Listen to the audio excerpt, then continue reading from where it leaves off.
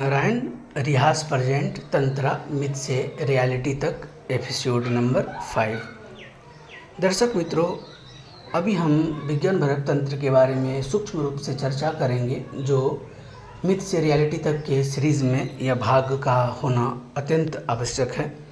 और विज्ञान भरत तंत्र का हमने यहाँ पर इसलिए नाम लिया क्योंकि जो तंत्र में एक धारणाएं हैं कि संभोग से समाधि, तंत्रा सेक्स, इसके रिगार्डिंग, तो इसको समझने का हम लोग प्रयास करेंगे, है ना।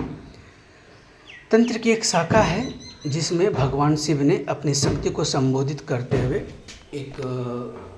कुछ सूत्र दिए हैं। उन्होंने मुख्य रूप से 108 सूत्र माने जाते हैं और 108 सूत्र में ही उन्होंने बहुत सारी बातें बताई है। तो विज्ञान भरत तंत्र का जो की पॉइंट है क्या है, तो स्त्री तत्व रिसेप्टिव होता है, लिंग आत्मा का प्रतीक है और भैरवी अपने आकार में लिंग को स्थिर करती है, स्थापित करती है। यही धारक और धारण का महत्ता है। लिंग को धारण करने की शक्ति मातृत्व शक्ति है, जो शिव तत्व अथवा ऊर्जा को संभालते हुए कार्य करती है। दोस्तों, विज्ञान भैरव तंत्र में ध्यान विधियाँ, इस तंत्र में अनेक प्रकार के सूक्ष्म मंत्र बताए गए हैं। हालांकि 108 प्रकार की ध्यान विधियाँ कही गई है। हर सिद्धि साधना देते हुए उन्होंने मंत्र दिए हैं। इसी से 108 मनकों की माला का प्रचलन माना जाता है। हालांकि विज्ञान भैरव तंत्र में परंपरागत रूप से 112 ध्यान की विधियाँ, धारणाएं वर्णित मानी जाती है। कुछ प्रमुख ध्यान विधियों के समूहों को गुरुमुखी परंपरा में सुरक्षित रखा गया, जो ये 112 ध्यान विधियों से अलग है। कश्मीरी शैववाद और विज्ञान भरत तंत्र के मूल संदेश यही है कि संपूर्ण सृष्टि एक ही चेतना का विस्तार है। साधना का लक्ष्य बाहरी उपलब्धियां नहीं, बल्कि आत्मा और परम चेतना में विलय, शिव शक्ति की अनुभूति तथा प्रत्यक्ष आत्मबोध है। विज्ञान भरत तंत्र विशेष रूप से ध्यान आधारित तंत्र है, जिसमें अनेक धारणाएं और ध्यान विधियां बताई गई है, जिनका उद्देश्य साधक को प्रत्यक्ष चेतना अनुभव तक पहुँचाना है। विज्ञान भैरव तंत्र ध्यान सूत्र, 108 सूत्रों में से एक सूत्र हम आपको बताने जा रहे हैं। वो क्या है कि चूसो और चूसना हो जाओ। अगर इसका भावार्थ की बात करें तो हम आगे बढ़ेंगे, उससे पहले कि एक और सूत्र समझिए कि शून्य और पूर्णता दोनों को जानो। इसके भावार्थ क्या है, तो जो शून्य खालीपन है उसे भी निरपेक्ष होकर के देखो, जो पूर्ण है उसे भी निरपेक्ष होकर के देखो। केवल देखने की क्रिया ही रही, अर्थात समझने के लिए कि जो भी करो होश पूर्ण करो, जो भी करो चेतनापूर्वक करो, जो भी करो पूर्ण जागरूकता के साथ करो। उदाहरण के तौर पर कबीर जी कहते हैं कि यदि आप सामने वाले व्यक्ति की कमियां, अच्छाइयां और व्यक्तित्व को लेकर देखते हैं तो यह देखना कठिन हो जाता है। सत्य यह है कि हम भीतर से भरे होते हैं, इसलिए प्रत्यक्ष दृष्टि बनना कठिन हो जाता है। द्वैत भाव को समाप्त करने के लिए संत जन कहते हैं सम्यक दृष्टि सम्यक ही साधना है, अर्थात हर स्थिति, परिस्थिति, क्रिया, घटना और कर्म को जो जैसा है वो वैसे ही देखना, सम्यक दृष्टि से देखना और जानना ही साधना है।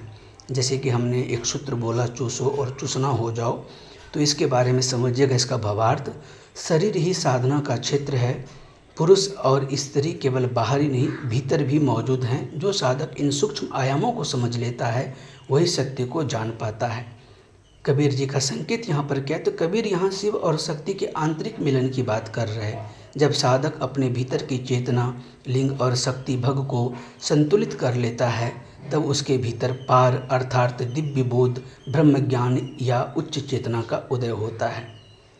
साधना का सार बाहरी अनुष्ठानों में नहीं, बल्कि सम्यक दृष्टि, प्योर ऑब्जर्वेशन में है। विज्ञान भैरव तंत्र और संत परंपरा दोनों में ही इस बात पर बल देते हैं कि शून्य और पूर्ण, सुख और दुख, स्त्री और पुरुष, शिव और शक्ति, सभी द्वंद्वों को निरपेक्ष भाव से देखने पर ही चेतना का विस्तार होता है और साधक अद्वैत की अनुभव की ओर बढ़ता है। यौगिक एवं तांत्रिक संदर्भ की बात करें तो विशेष रूप से कुंडलिनी योग, नाथ परंपरा, तंत्र साधना, हठ योग और संत मिस्टिक भाषा से जुड़ी हुई प्रतीक होती है। तंत्र में शिव शक्ति का मिलन ही समाधि है और मोक्ष का द्वार माना गया है। कबीर जी ने इसी सत्य को लोक भाषाओं में सरल ढंग से व्यक्त किया। कबीर अक्सर उलटबासी बोलते थे जो सामान्य व्यक्ति को बाहरी या रहस्यमयी लग सकती है, लेकिन साधक उनके भीतर छिपे आध्यात्मिक संकेतों को समझता है। एक उदाहरण कबीर जी का और है, मोह को कहाँ ढूंढे रे बंदे, दूसरा है पानी बिन प्यासी, तीसरा है मुझ में था तू तुझ में नहीं। अगर भावार्थ की बात करें तो इन सब का उद्देश्य बाहरी धर्मकांड और खोज से हटाकर भीतर की साधना की ओर ले जाना था। सच्चा अर्थ, जो व्यक्ति अपने भीतर ही शिव शक्ति, चेतना और ऊर्जा को पहचान लेता वही सच्चा ज्ञानी और गुणी है। भगवान शिव द्वारा दी गई ध्यान विधि, ऐसी ही सूक्ष्म ध्यान विधियाँ भगवान शिव ने विज्ञान भैरव तंत्र में बताई है। जो सामान्य व्यक्ति अपने भीतर की ओर एकाग्र होकर देखता है वही इन रहस्यों को समझ सकता है। विज्ञान भैरव तंत्र की व्याख्या में हम आगे समझेंगे कि भैरव भैरवी क्रिया यानी कि तांत्रिक संयोग तथा कथित तंत्र सेक्स की अवधारणाओं को योग और संभोग दोनों शब्द विचारणीय हैं। सामान्यतः लोग केवल भोग या विलास में रह जाते हैं, संयोग नहीं करते। यदि वास्तविक संयोग हो जाए तो भावनात्मक तत्व का ज्ञान होने लगता है, इसलिए संयोग शब्द को समझना अति आवश्यक है। संभोग का अर्थ सम प्लस भोग अर्थात समान भाव से, समान रूप से, पूर्ण सहभागिता के साथ किया गया अनुभव। भोग का अर्थ भोग अर्थात सेक्सुअल क्रिया, लेकिन केवल शारीरिक क्रिया ही संभोग नहीं। जब दोनों पक्ष समान भाव, समान उपस्थिति और समान चेतना के साथ किसी अनुभव में सहभागी होते हैं तभी उसे वास्तविक संभोग कहा गया है। अब समझते हैं कि संत परंपरा, योग और तंत्र सभी बाहरी खोज से अधिक आंतरिक जागरण पर बल देते हैं। कबीर की उलटबासियाँ और विज्ञान भैरव तंत्र की ध्यान विधियाँ साधक को भीतर की चेतना, शिव शक्ति के संतुलन और आत्मबोध की ओर ले जाने का प्रयास करती है। यहाँ योग और संभोग को केवल शारीरिक क्रिया नहीं बल्कि चेतना के स्तर पर होने वाले गहरे संयोग की प्रतीक के रूप में समझाया गया है। चलिए अब हम अगले भाग में आपके समक्ष और कुछ प्रस्तुत करते हैं अगले एपिसोड में। तब तक बने रहें। नमस्कार।